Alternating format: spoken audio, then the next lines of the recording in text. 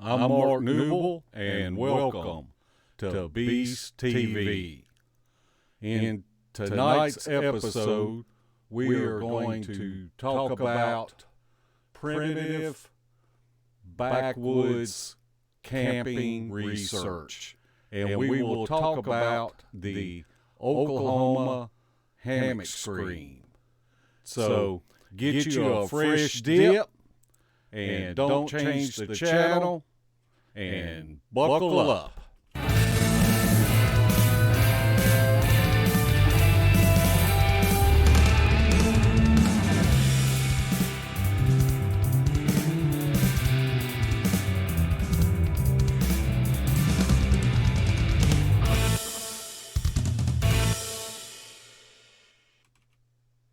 All right, we are back, and I am here with my best friend, my research partner, and the co-host of Beast TV, Larry Porch II. How are you doing tonight, Larry? Doing great. How about you? I'm doing pretty good. Tonight we're going to talk about our strategies whenever we go out researching. And I'm not sure really how many years me and you have been researching together, but it was from the very first time we met, we had the same mindset as far as we should go out and camp and research and what to look for. It was we just really meshed well together. Do you remember them days?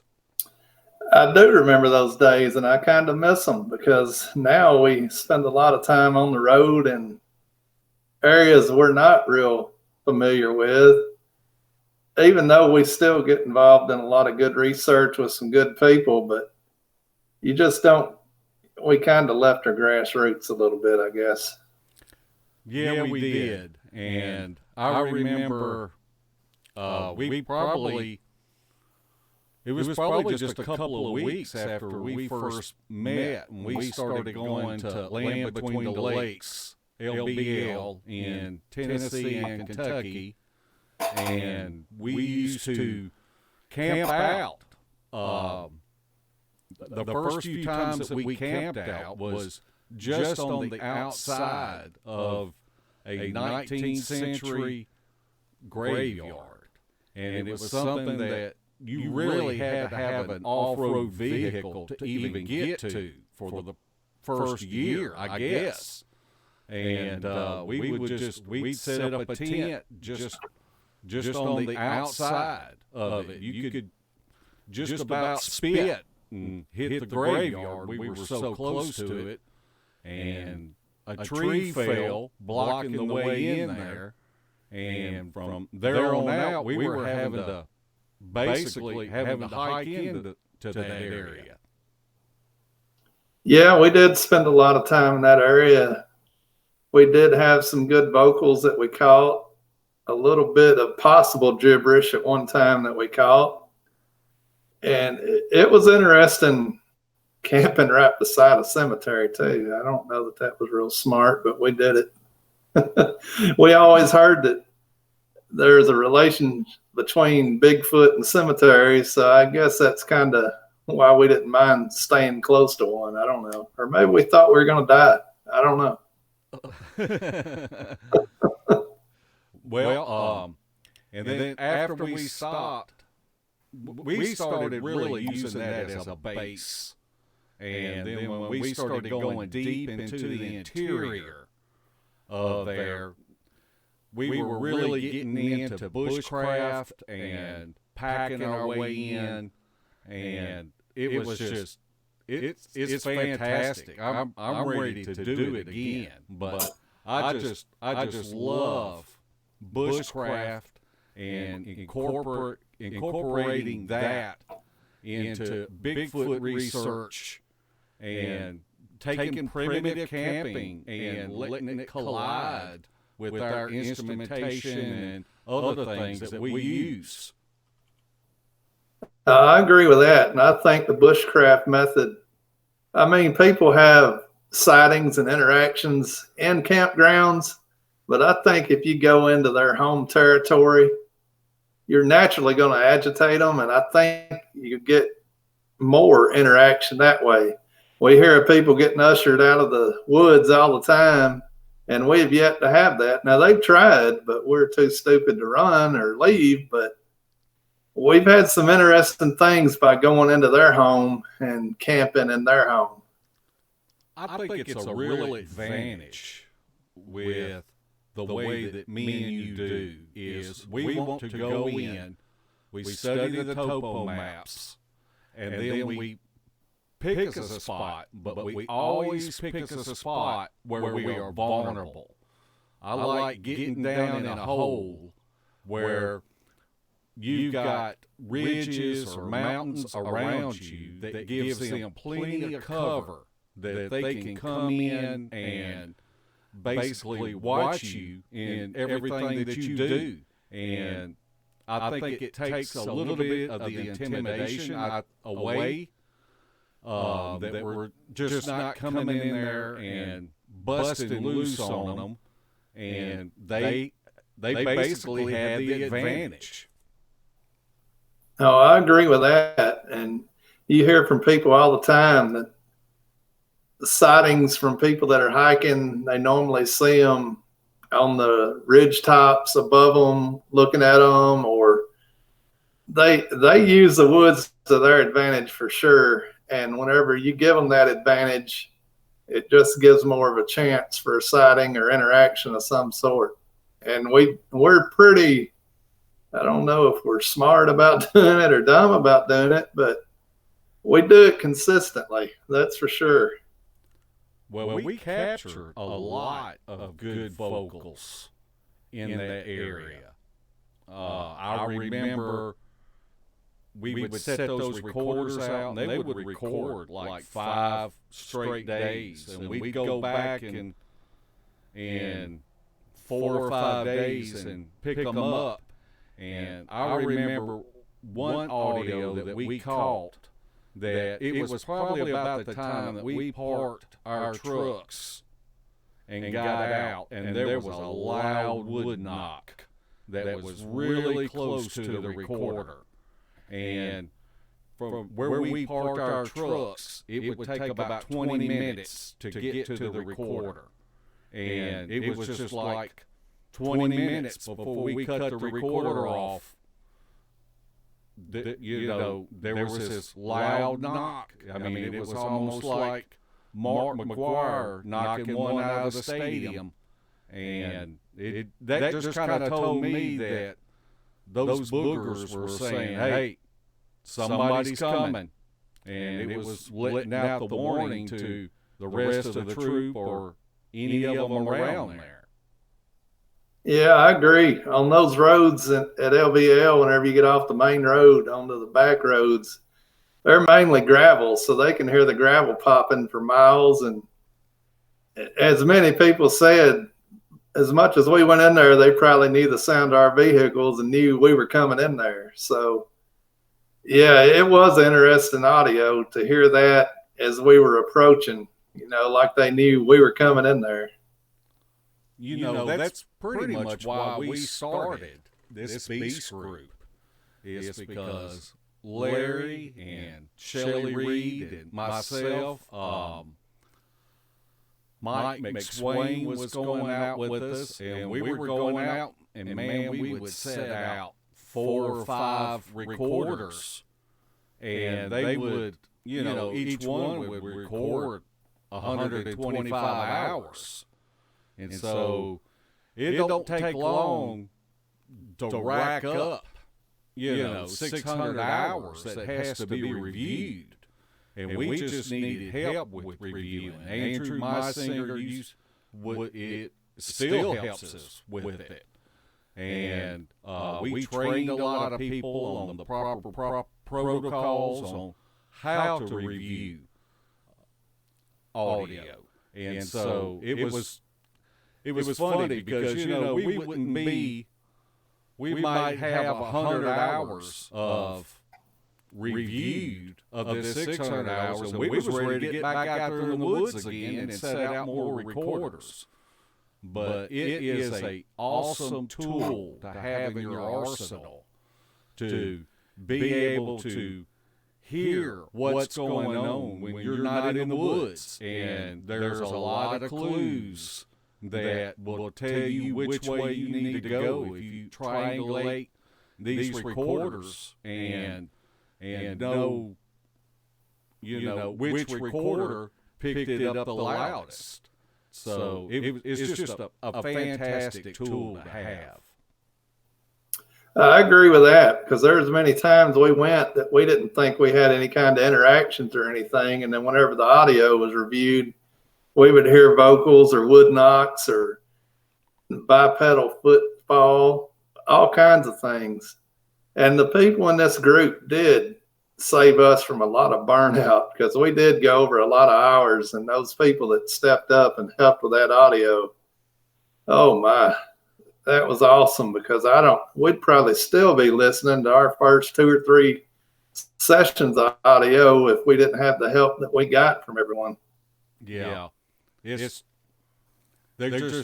some great people that are involved with the Beast team.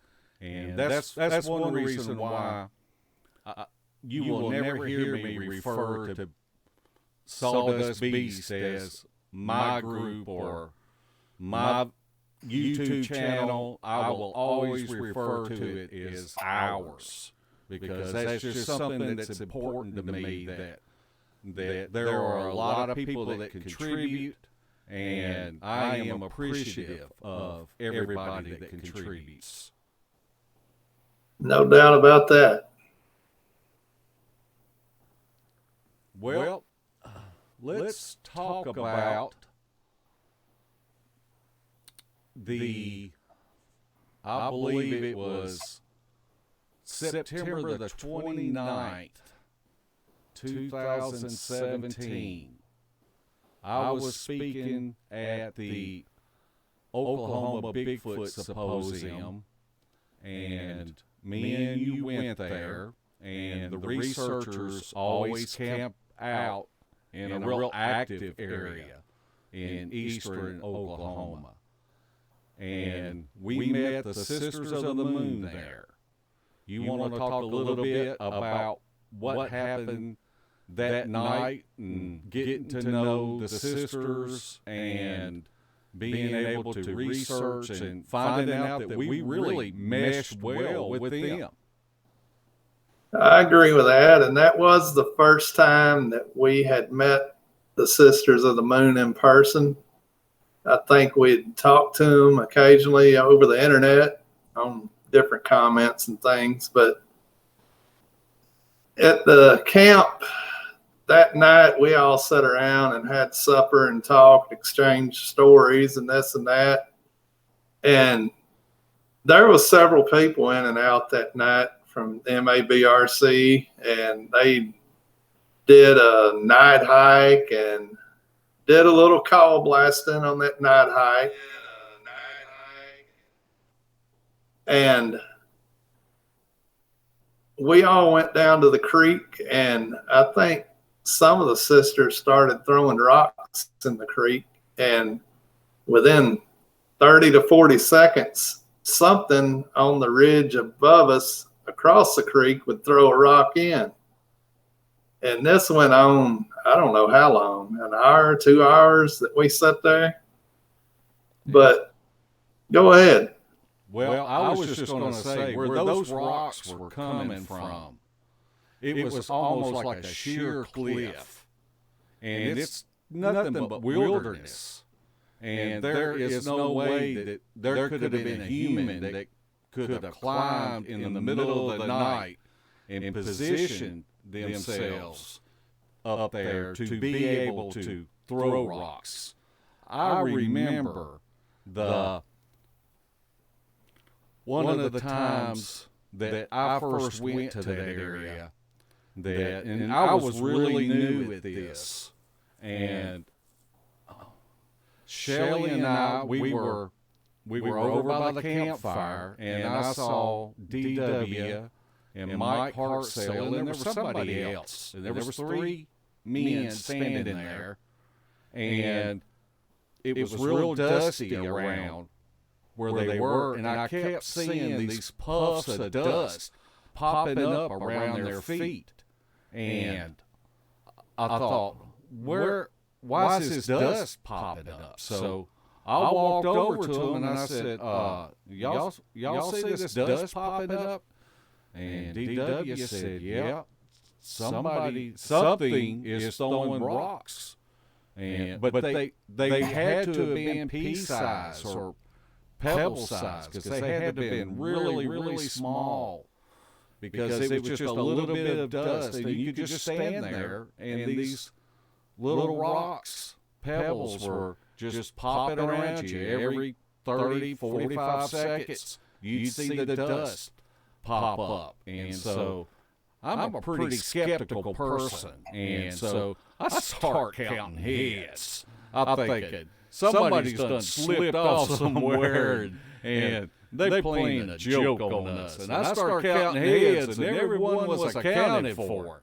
And then I got looking at that sheer cliff, and I thought, there's no way somebody would have crossed the river and climbed up there and started,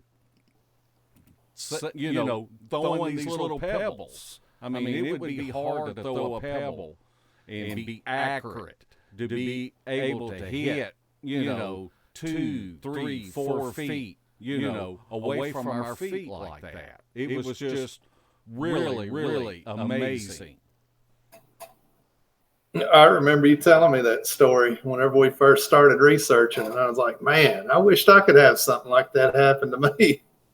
And now, I mean, we've had so much stuff happen, sometimes we don't really pay enough attention to what we do have happen. I think we've got, I don't know, spoiled a little bit, I believe, from all the audio and interactions we've had. Well,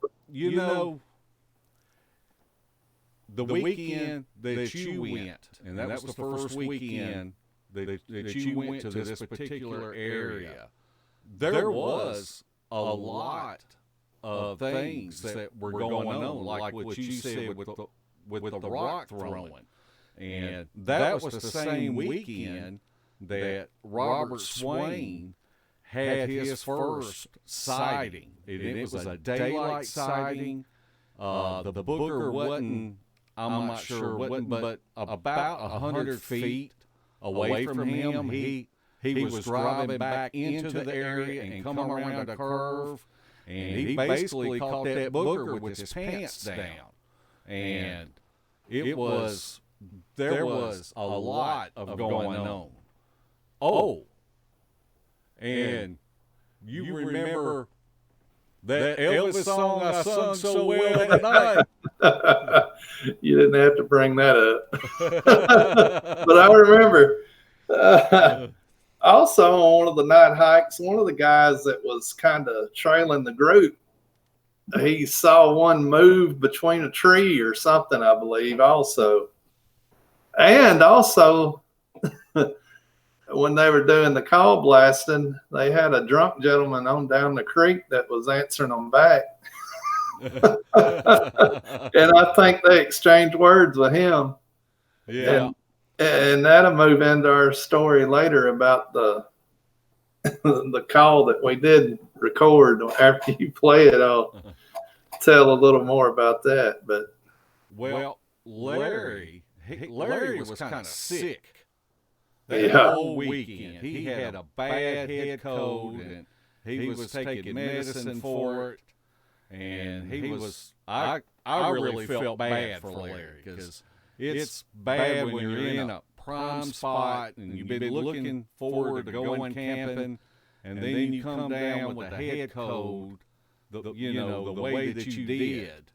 And man, we were up late. We stayed up late that night, and just like what we talked about earlier about the primitive camping, Larry and I, we don't, if we have the opportunity to get away from a group, we're going to get away from the group. And so Larry and I had set up hammocks. That was, I'm not sure how far away it was. It was maybe 3/4 of a mile, something like that. But it was across the creek or the river.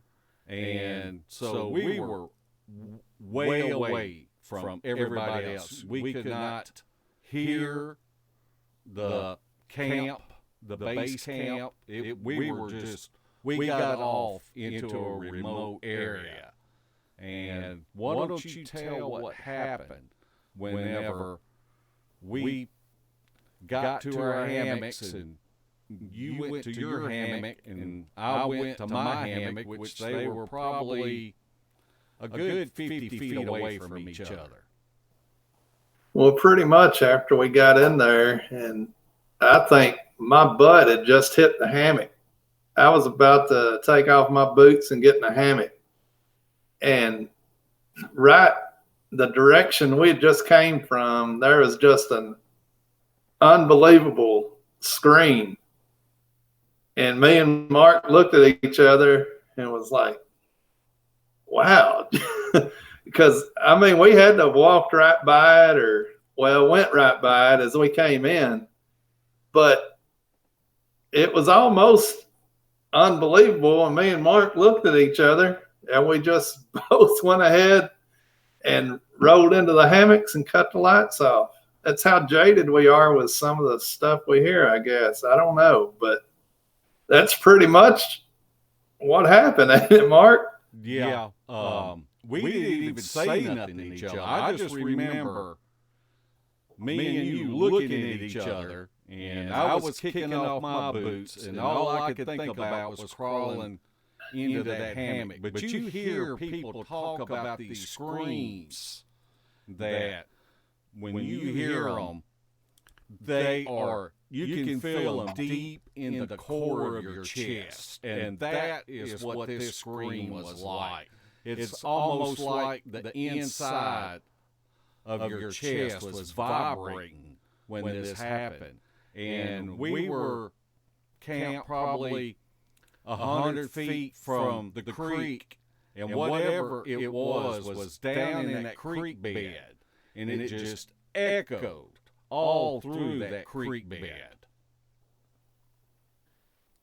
I tell you what, Larry, we'll go ahead and we will play the clip. And I've got the clip a little bit loud, so if you're wearing headphones, you might want to kind of pull them away from your ears a little bit.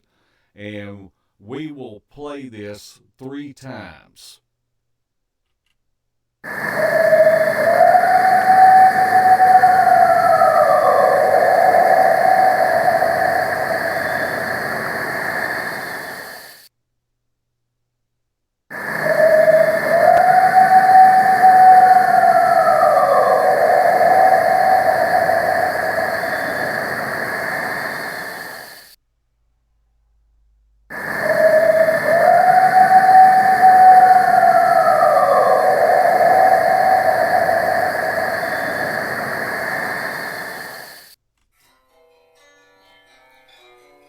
Just looking at the spectrogram of this scream.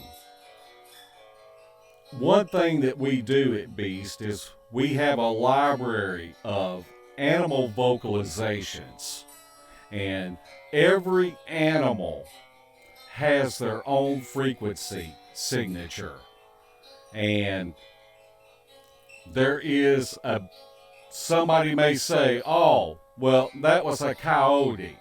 Well, you can look at a coyote's sound vocalization frequency, and it looks nothing like what we believe is a booger. This frequency signature, there's no other known animal that science has recognized that has this frequency signature. it was last year during Memorial Day, me and Shelly went back there, and a group of us went out one night. And I'm going to tell you, Shelly is one of the best callers that is out there. And she made a call and got what we believe is a booger to respond. And here's the spectrogram on this. On the left side of the screen, you can see Shelly's frequency signature. And it was a howl, just like what the two howls on the right are like. It's just that it was closer to the microphone. But you can see the difference, that Shelly's kind of looks like a one-sided tree that goes all the way to the top of the screen. And what we believe is a booger that responded did not have any, that frequency is nothing like that. And it was just it's an exciting time, and something that you talk about, your adrenaline gets up whenever you are in the pitch black and you make a call, and then all of a sudden you get a response. And many times what we see is whenever we believe that it's a booger responding, it will set off the coyotes. I don't know how many times we have seen where this has happened. And in reviewing audio, it's very important that you look at the first vocalization, because that very well could be a booger, and it gets the coyotes set off and they go to yipping. But anything else that you want to add, well, I guess what we need to talk about, Larry, is what happened after we went to bed that night. Well, pretty much, like you said, I'd been taking allergy medicine, and I was pretty tired. We'd stayed up, been running around all day, and once we heard that vocalization, we basically just rode over and got in the hammocks, and you were probably 50 yards from me. We didn't have a campfire, and we did have, I believe, 2 plot watchers out. We had 2 recorders on each side of the camp, maybe 3. But anyway, we pretty much went to sleep not long after we heard that howl. And I don't know, I think it was about 2 in the morning, 2:30, somewhere in that area. I started smelling something that woke me up. And we'd been camping for 2 or 3 days, so I didn't know with my cold and the drainage, that was my breath stinking. And I kind of smelt my breath without moving, and I'm like, no, that ain't it. And about that time, it kind of moved away from me, and I could hear footfalls. And I had a FLIR sitting on my chest. I had a light on my left side, and I had a pistol on my right side. And this thing, I heard it take a few steps, and it stopped. And it had to be within 25 to 30 yards of me. And I grabbed the FLIR and I turned it on, and I tried to move in that hammock. But whenever you're in a hammock, you can't really roll and look behind you. And whatever it was going away from my head. So I just held up the FLIR in my hand and was panning over my head, just hoping I would catch something. And we reviewed that later. But anyway, I turned the FLIR off because I didn't hear anything else. And I just laid there listening. And after I got still for a couple of minutes, I heard heavy steps in gravel that was on the little four-wheeler trail or the little creek bed, whatever it was there. And it went off away from me. I could hear it going through the brush. And I don't know, I never had a visual of it. All I had was a smell, and I could hear the footfalls. And I was thinking the whole time, man, that thing had to be close. It may have just been sitting there looking over in the hammock at me. I don't know.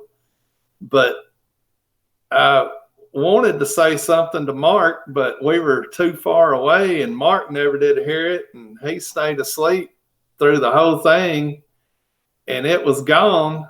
So I laid there until I felt like it was gone, and I wound up going back to sleep, and I heard something probably an hour later, maybe an hour and a half, and it come up right beside me also and went toward Mark. But whenever I got the FLIR on it, since it went past me, I could look over the edge of the hammock and I could see what it was, and it was just a regular marsupial. Going to see what all that noise is coming from Mark's hammock over there, all that snoring he was doing. Are you saying I snore? You snore. And you don't tend to wake up when something's right there beside us. I'm notorious for that. I remember Cheryl saying he had an encounter, and it come over there, and it stepped on his guide wire on his little one-man tent, and it spooked him, and he hollered, and he said whatever it was, he goes, it walked over to Mark's hammock and goes, man, was I glad it left me and went to Mark's hammock. I had no idea any of that ever happened. But, yeah, excuse me, one thing that was interesting, and we had a recorder going, and in reviewing that audio, before that happened, probably there was about 20 minutes that you could hear something that appeared to be bipedal, and it was walking closer and closer towards our hammocks. But in between the walking, something was throwing what we believe were sticks in our direction, and just trying to think about that and try to put two and two together.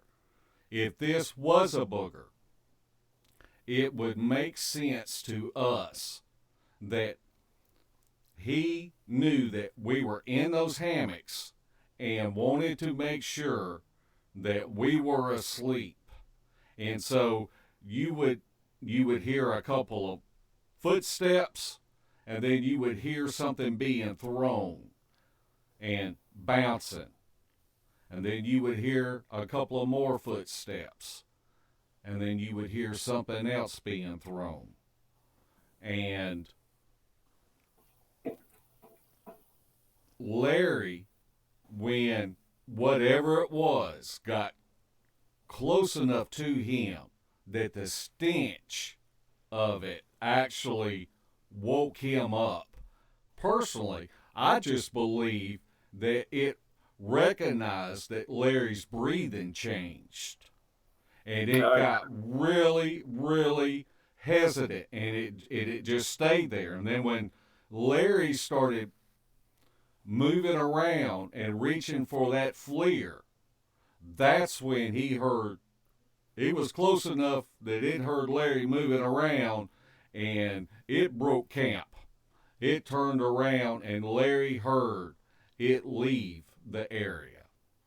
But that was, I don't know, we just seem to thrive on that kind of adrenaline.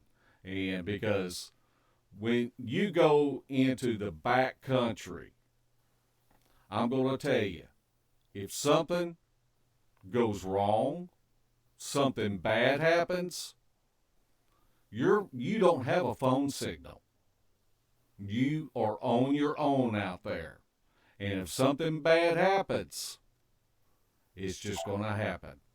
And all you can do is hope for the best. I agree with that. You're not going to run out of the woods at 2 a.m. If you do, you're going to become a victim real quick. You're better off standing your ground and just taking whatever they dish out. Yeah. The way I always say, prey runs, and I don't want to be prey. Me neither. Or stump broke. Or found in the middle of a field face down with your britches pulled down. That's right. No fun. That ain't the way I want to go out. Might have been better off playing golf on the weekends. That's right. Well, I haven't really been able to look at the YouTube channel, but if you've got any questions or comments, or if there's anything that you would like for us to talk about in future shows, then why don't you put them in all caps? Larry, are you able to see the YouTube channel now? I can. I sure can. Okay. One thing that I saw the other day was William Wallace asked if Bear would teach a class on proven calls that gets responses and brings the boogers in.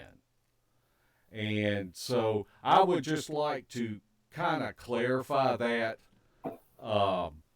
Bear is very cautious with who he shares his calls with. And the reason is he is so afraid, and he will tell you this, that if you was to go out and make one of these calls and bring a booger in, and you go and panic and run, and if something bad was to happen to you, he is very self-conscious, and he would take that hard.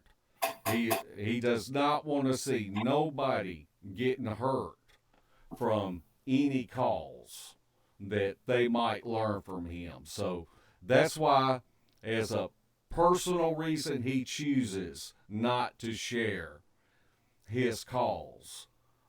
But one thing that, a little bit of advice that I can give you, if you will go and watch some of our YouTube videos, we actually have what we believe are vocalizations from Bigfoot. And if you believe that you can go out and stand your ground, then that is the kind of calls that I would be making. I remember, let's see, I guess it was last year, Larry and Dan Rickey and Vicky Fulcher and Debbie Jones and Shelly Reed and myself, we were up at LBL making calls. And I believe it was Shelly that made a call and got a response. And I don't know why it hit me, but all of a sudden it hit me. And I grabbed Dan Rickey by the shoulders and I spun him around in the opposite direction that call came from. And I whispered in his ear, I said, mimic that call right now, mimic it. And Dan did. And we got some more responses from whatever that was. And I'm going to tell you, if that's a coyote, they're not going to come in close. They're going to go away from you. But whatever this was, it was it was coming in closer. And that's just a strategy now that I put in my little Bigfoot box. And if we get a response to the call, whatever that response is, I'm wanting someone to turn the opposite direction and mimic that call. Because if that is a booger and that booger thinks that maybe another male is coming to a female, let's say, then he is going to step up his game and he is going to start moving faster. He is going to try to beat that other booger to wherever the call that we made came from. So that's just my 2 cents and my opinion. And maybe that can help you out a little bit, William. All right. Bell Prepper asked, didn't someone record a call Bear did and told everyone, but it was only part of a call? And he said he thinks he said that on Campfire Shadows podcast years ago. And I do remember him saying that. I cannot remember who he showed the call to, but I believe it did make it to Matt Moneymaker. Well, let me not say that. It made it to people that he didn't want to have the call anyway, so he felt good about not giving his whole call away. He did only a syllable or something like that. Mark, do you remember the story exactly? Well, not exactly, but I remember that it was a multi-syllable call. And Bear and Kumbo talked about it just between them two, and then they went back to the group, and instead of doing the whole call with all of the syllables, they left out some syllables. Right. And Bear told us that it was probably about a year later, and Finding Bigfoot, the first show, come out. And there they are, making that call that they made that night, because someone recorded that call. Right. And they made that call. And that was the calls that you hear them doing on Finding Bigfoot. It actually originated from Bear and Kumbo, but it is not the full and complete call. And I'm pretty sure they've been offered money to teach those calls to people and this and that. And just like Mark said, they don't want to put the responsibility of what they are doing on somebody else that don't understand the responsibility that they're about to embark on. Because we've been in some situations with Bear and several people that could have got ugly quick if it was just one of us there by ourselves.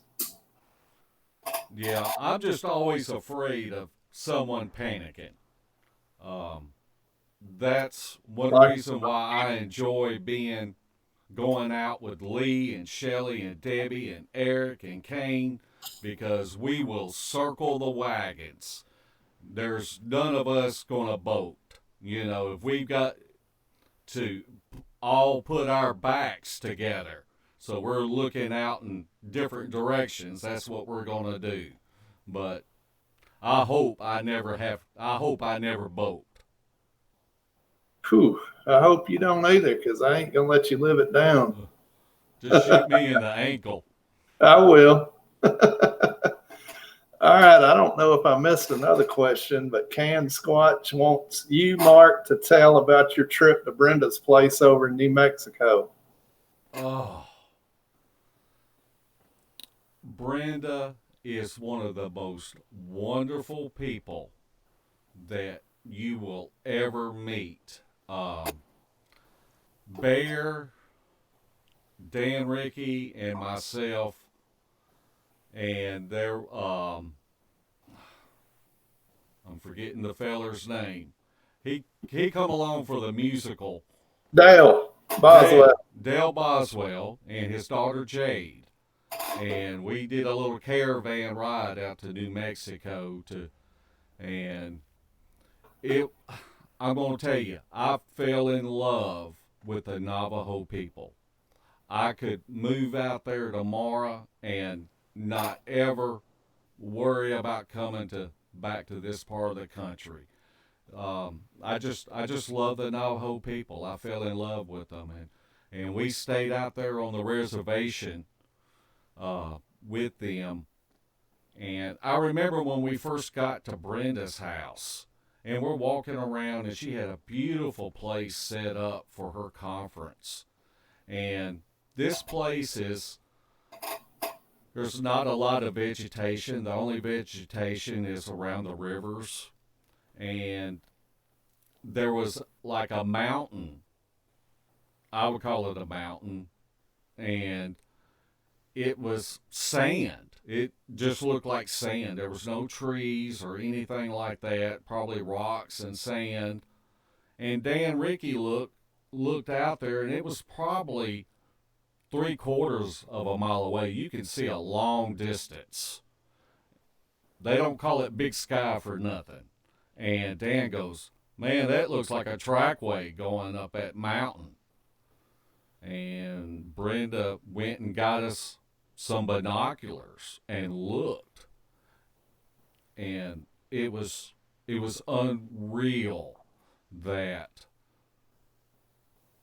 you could see this trackway that was 3/4 of a mile away going all the way up this mountain. And the night before, there were people that were camped out on Brenda's property. And they said they heard something come through that night making noise, coming up, that left the river and headed up towards that mountain. But Brenda took us out the night after the the night after the conference. And I said, dibs with Brenda, because I did not want to miss that opportunity of gaining this knowledge, because the Navajo people, whenever something happens around there, that's who they come to, is Brenda. And it took like an hour to get to, I believe they call it Bigfoot Mountain. And it was about an hour drive. And just, we would be driving, and she would look and point and say, over here is where so-and-so happened. And she would tell the Bigfoot encounter story. And about the time that she would finish the story, she'd look over and she goes, "You see that over there? That's where this happened." And she would tell that story. And it was like for the whole trip up there to get up on top of that mountain. And that was actually the first, and as far as I know, the only time that I ever captured a booger on a FLIR. And it was with Brenda. Ain't that sad? You got to go all the way to New Mexico to get a booger on a FLIR. I tell you what, I think next time I'm going to fly. I don't want to be in a truck with Bear for 32 hours round trip. That joker can talk. He didn't repeat any stories either, did he? No, he ain't repeat those stories. He was wound up. That happens. It does. On the way back, he wasn't as wound up, though, was he? I bet he was wore out. Yeah, me and Dan took turns driving on the way back. Yeah. Any more questions? No, they gave more answers, but no more questions. But we can talk about your grassroots bushcrafting for a while. Can you tell them how you made a fire so easy? What, you want me to give away my little trade secrets? No, I was just kidding. But I can remember us going into LBL, and when we first got into bushcrafting, we didn't know anything about hammock camping. We would take tarps I remember sleeping on the ground and making an A-frame out of a tarp. Running a ridge line and making that A-frame. Yeah. But you know what was kind of cool about that is when we would build our fire, we could have it almost inside where we were sleeping. Because, I mean, we wasn't going out in 65-degree weather. We were in below freezing. Yeah. And, you know, it would be in the 20s and 30s, and it was cold. And so, really, it was before we started the hammock camping, that was really pretty cool to run a ridge line and using a tarp and having an A-frame that we could get up underneath and have that fire on the inside with us. And bring wood. It was just, you know, we would kind of bicker in the middle of the night at each other whose turn it was to have to get up and put more wood on the fire. Yeah, and it always wound up being whoever was the coldest. But it was fun. But, I mean, now that we do the hammock camping, I know whenever we went with Eric and Kane in Ohio and we packed all that stuff in, every time we go now, we're like, we got to get rid of something. But I was looking at the video here on the feed from where I walked in at LBL in the middle of the dark, and you're shining a flashlight in my face where I couldn't see. But I was like, man, I got a way light back then. Now I look like a panhandler going from town to town with everything I own on my back. And what was bad about that night is your pack fell apart on you.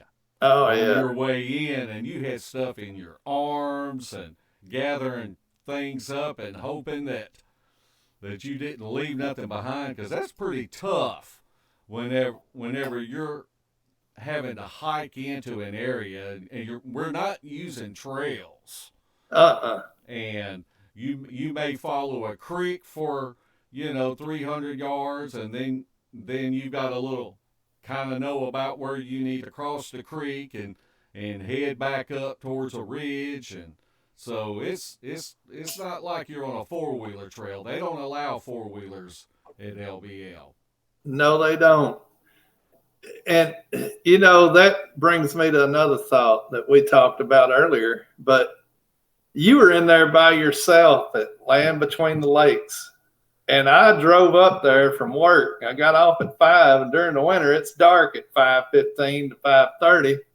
I would get there about 7 o'clock, and I would walk 1.5 miles in the dark in the woods by myself to get to where we were camping, which you're sitting there waiting on me to get to.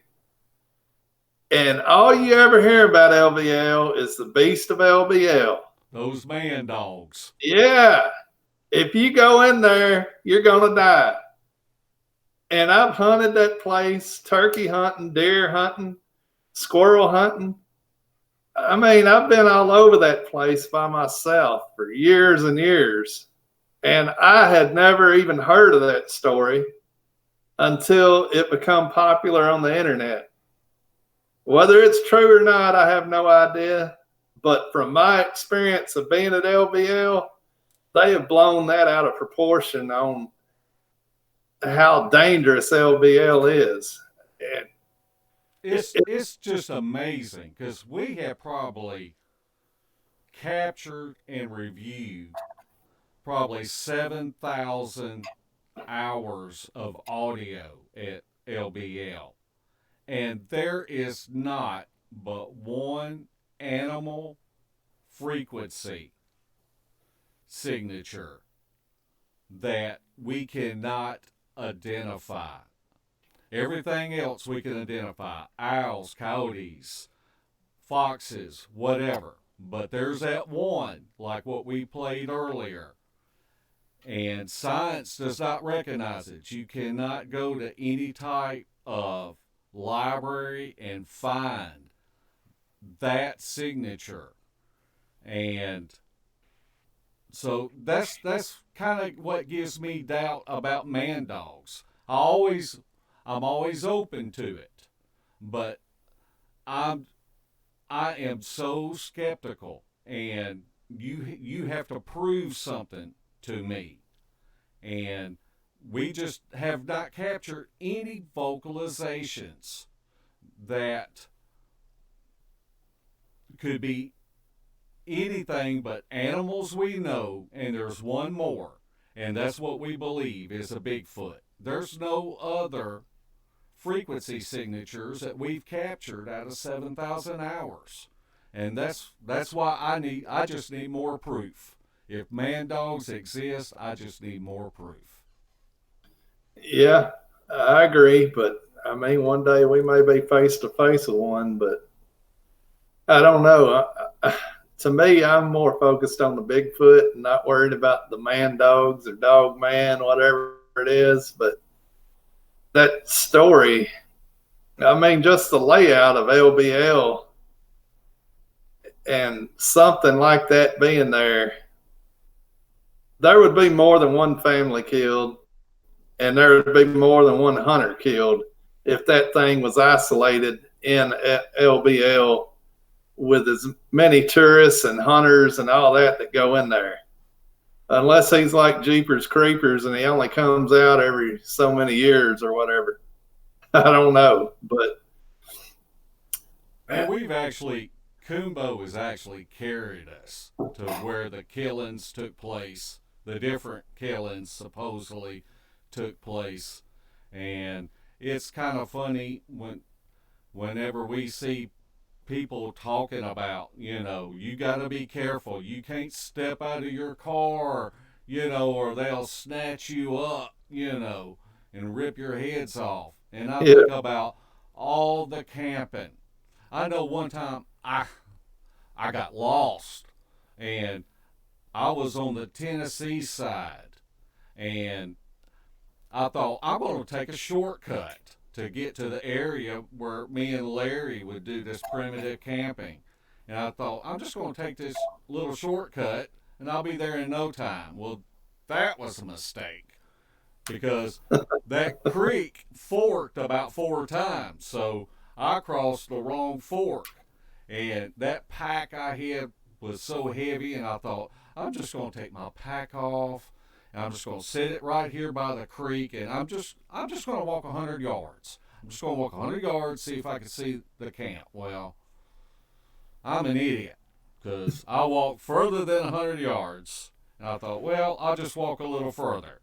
And the next thing I knew, I'm walking a little bit further, and then it's starting to get dark. And cold. And cold. And, of course, my flashlight is in my backpack. So I turn around to go back, so I need to get my backpack, and I can't find that backpack nowhere. And my FLIR is in the backpack. Your FLIR was in the backpack. And so here I am stumbling around, and it's getting dark. And I finally walked and ran into a dirt road. And I thought to myself, which way should I go? And I thought, well, this way looks higher. Maybe if I can get up high enough, maybe I can get some phone reception. So I started walking up, and bam, I got one bar. And I called Larry, and I said, look, dude, I done got lost. And so I walked to the trace, and I said, I'm going to be sitting up here on the trace. And Larry came and picked me up. Well, I started off in Tennessee, but I wound it off in Kentucky. Yeah. And then we drove back around and walked in where you'd parked, and we couldn't find your backpack. So I had to share my sleeping stuff. I gave you the sleeping bag, and I took a moving blanket or something's what I had. And I almost froze to death. You were over there snoring, just happy as a lark. And I'm sitting there like, please put some wood on the fire, please. That was a long night. It was the next day before we found that backpack. Yeah. And I mean, we looked. We probably spent a couple hours out there looking. I believe Mike McSwain come to visit us, and he even got out and was looking. And yeah, that was. I think it was the next week when I bought a GPS. Yeah, and those are lifesavers. Yeah. No doubt about it. No doubt. But nobody else is asking a question except for Andrew, and he wanted to know if you're bushcrafting, if you take toilet paper out there with you. Andrew,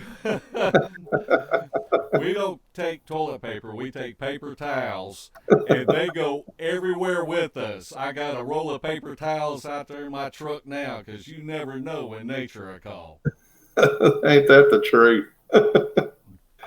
But back to the story of the beast of LBL, we're not saying it's 100% false. We're just saying, from our experience, we're not buying into it. I believe Kumbo sincerely believes the story, and I think he's been told that by a source that he trusts. But I mean, just from what I've seen and experienced, and I've been there a lot, I can't see it. I just can't. Well, if you think of questions later, just go ahead and put them on the comment section of this video. If there's some of our past videos, if you want us to go into depth on them, or some of the people that we went out with and to bring them on the show, we plan on having guests on the show and talking about our experiences. Just type them in on the comment section. And hey, we would really appreciate it if everybody would like our video. That would mean a lot to us. That if you can just reach up there and just hit the like button or make a comment, that really helps us out. We have came across a lot of people that just happen upon our video and said, hey, I've really picked up some nuggets that I can use in my own research area from watching y'all's video. And whenever you like videos and you comment on videos, that's when YouTube starts, it bumps it up into more of a recommended video. Whereas if you typed in Bigfoot, you would probably go through 100,000 videos before you come to one of ours. And it just helps bump us up through the food chain a little bit. And it's a food chain. It is a food chain. Any more questions, Larry? Not that I see. I think that's about it. Okay. Well, we would like to tell everybody we do have a Facebook page. And if you are interested in the correct protocols with reviewing audio, using audio as a tool, we just have tons of information in our file section. We've got an animal library that you can go to and to be able to run, let's say, a fox on the spectrogram. This, what was that I heard? Well, if you can go to it and you can look at them and you can compare them. And we have Andrew Meisinger that he is somebody that I fall back on whenever I'm sitting around scratching my head and unable to figure out something. It's usually Andrew that I go to. So if you're interested in audio and correct protocol as far as evaluating evidence, just come to our Facebook page and send an invite to us, and we would be glad to have you. We don't care about what groups you're in, or none of that matters to us. We're just want to focus on helping people in their own research areas.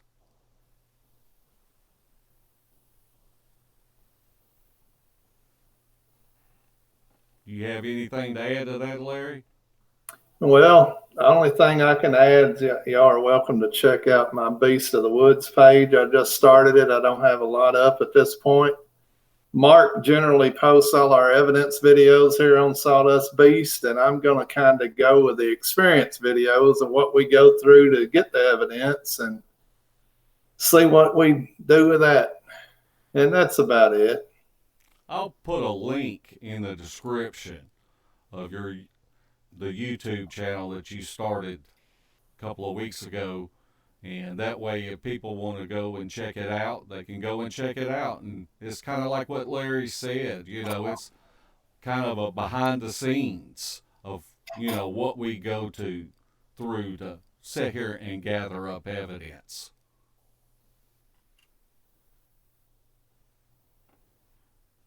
Well, I guess we'll go ahead and we'll sign off for tonight. And just remember, if there's something that you want to hear us talk about, or if there's someone that you want to see to have on here as a guest, then write it up in the comment section, because we've got a list of people that we want to ask to come on here. So we're pretty excited about starting up this Beast TV, and we just hope everybody enjoys it and gets entertained a little bit and maybe learn a little bit. Hey, and it went pretty smooth. So far, so good. No train wrecks yet. Not yet. So we're going to pour the coals to it. All right, well, we're going to say good night then. Good night, everybody. Good night.